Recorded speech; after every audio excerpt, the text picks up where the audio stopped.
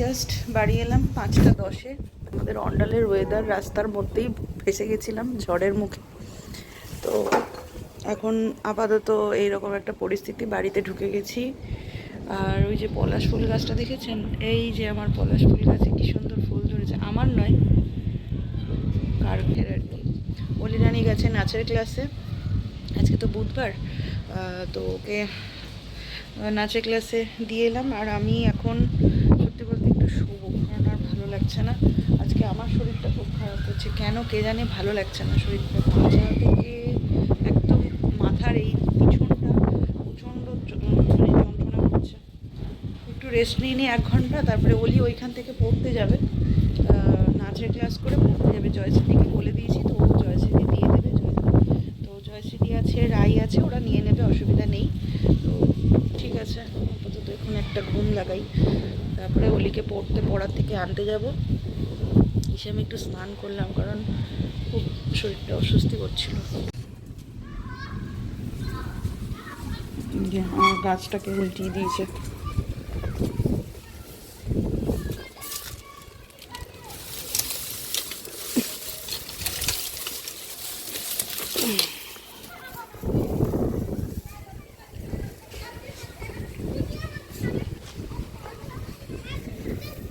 Good evening. একটা ঘুম দিয়ে সন্ধ্যাবেলার চা খেয়ে এখন মা ঘুমোচ্ছে। তো ওই ফাঁকে আমি একটু বেরোলাম বলতে অলি রানীকে নিতে যাব। আর আমার নিজের একটা কাজ আছে ছোট্ট, ওই কাজটাও সারতে যাব, ওই জন্যই বেরোলাম। আর এদিকে দেখুন একটা নতুন মন্দির আমাদের পাড়াতেই আর কি প্রতিষ্ঠিত হবে, কবে হবে জানি না, পুজোটা তবে হচ্ছে। তো যাব, তার আগে ভাবলাম যে একটু প্রিয়াংশীর জন্য একটু চাটনি ফুচকা নিয়ে নিই, ও চাটনি ফুচকা খেতে খুব পছন্দ করে। তো নিয়ে নিলাম, প্যাক করে নিলাম। আর আমাদেরটা ভাবছি যে ফেরার সময় নিয়ে নেব।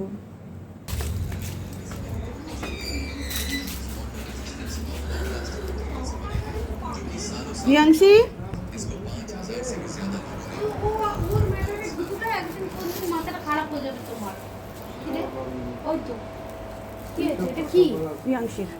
এটা কি মৌমিতা, এটা কি ইচ্ছে হলে দেবে, হ্যাঁ এটা ডাস্টবিনে ফেলে দেবে। আমি খেয়ে নেবো।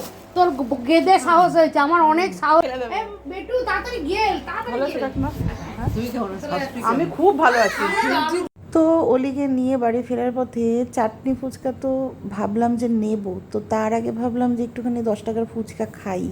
চাটনি ফুচকাটা না হয় প্যাক করব, 10 টাকার মতন ওই ফুচকা খেলাম। আর লোকটা না ভালো মেখেছিল। এই লোকটার কাছে আমি প্রথম খেলাম, আমাদের বাড়ির থেকে 5 মিনিটের হাঁটা পথ, কিন্তু কোনোদিনও খাইনি। আজকে খেয়ে বেশ ভালো লাগলো, নেক্সট টাইম আবার খাওয়ার ইচ্ছে রইল। তো এই যে দিদিভাই আর গুড্ডু চলে এসছে, এখন ওরা তাস পিটাতে বসেছে। আর আমি যাব হচ্ছে রাতের রান্নায়। তাস না, ওই যে কী যেন বলে, উনো না ইনো, ওই কার্ড এখন পিটাতে বসেছে, ওরা পিটাক। আর আমি ওদিকে যাব রান্নায়। আজকে রাত্রে ছোলার ডাল হবে, আর হবে হচ্ছে রুটি।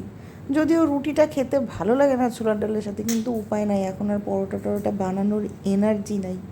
আর মার জন্য হবে হচ্ছে অ্যাজ ইউজুয়াল দুধ রুটি। মা দুধ রুটিটাই বেশি ভালো খাচ্ছে 2 দিন ধরে, ওই জন্য দুধ রুটিটাই দিচ্ছি, ওটা খেয়ে আর বমি টমি করছে না। তো যাই হোক, রান্না বসালাম। তো প্রথমেই দিয়ে দিলাম হচ্ছে গোটা জিরে আর শুকনো লঙ্কা, তেজপাতা ফোড়ন, তারপরে দিলাম হচ্ছে টমেটো, তারপরে দিলাম হচ্ছে আদা।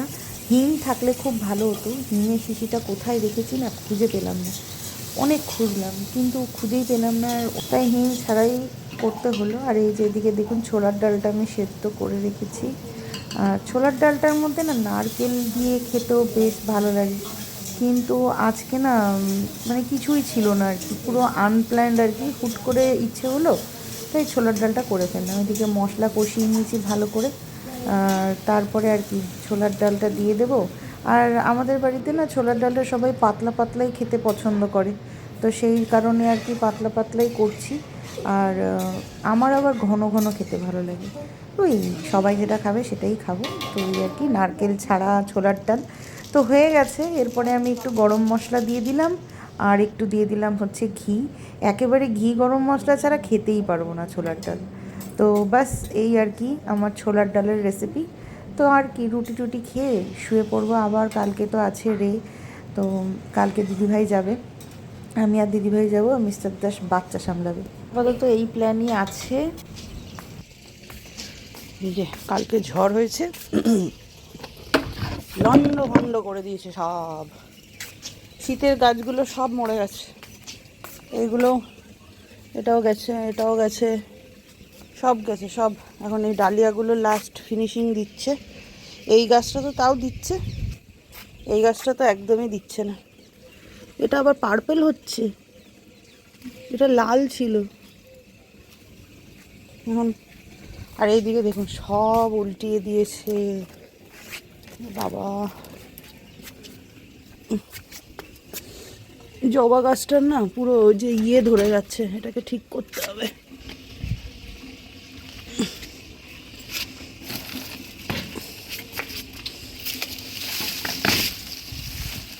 এই জবা গাছটা সময় পাচ্ছি না, জবা গাছটাকে নিম অয়েল আর স্প্রে দিতে হবে। Hey everyone, good morning, welcome back to my channel. তো আজকে হচ্ছে কী বার ভুলে গেছি। তো কালকে ঝড় বৃষ্টি হয়েছে আর রাতের না ভিডিওটা কমপ্লিট করতেই পারিনি। তো সকালবেলা চা নিয়ে এলাম ছাদে, এখন ঘড়িতে বাজে হচ্ছে 6:30। 6:30 সময় কীরকম রোদ দিয়েছে দেখেছেন। কালকে ছাদে কালকে বিকেলবেলাতে আর আসা হয়নি, ঝড় বৃষ্টি হচ্ছিল, শরীরটাও ভালো লাগছিল না, শুয়েছিলাম। ভাবলাম যে সকালবেলায় আসি, এরপরে আর সময় পাবো না। মনে পড়েছে আজ বৃহস্পতিবার, এরপরে আর সময় পাবো না, তো ওই জন্য ভাবলাম যে চাও খেয়ে নেবো, গাছে জলগুলোও দিয়ে দেবো, আর ছাদটাও একটু ধুয়ে দেবো। কারণ বেলা হয়ে গেলে এত রোদ হয়ে উঠে যায় আর ছাদ ফাদ ধোয়ার মানে কন্ডিশনই থাকে না। কালকে ঝড় বৃষ্টি, বৃষ্টি তো হয়নি, ঝড় হয়েছে, ঝড়ে আবার ধুলো ফুলো হয়েছে। ছাদটা একটু ধুয়ে দিলে পারে কি সুবিধা হয়, মানে ধুলো নোংরাটা কম হয়। কারণ এই ছাদে আসে সব খালি পায়ে সব উঠে, আবার ঘরে চলে যায়, বিছানার চাদরগুলো নোংরা হয়, ঘরও নোংরা হয়। তাহলে আর কি, চলুন ব্লগটা কালকে থেকে চলছে, এখন শেষ করছি।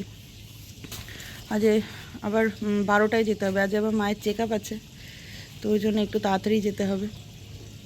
তো কালকে থেকে ব্লগটা চলছে, আজকের ব্লগটা এই অবধি শেষ করছি। দেখা হবে পরের একটা ব্লগে, টাটা।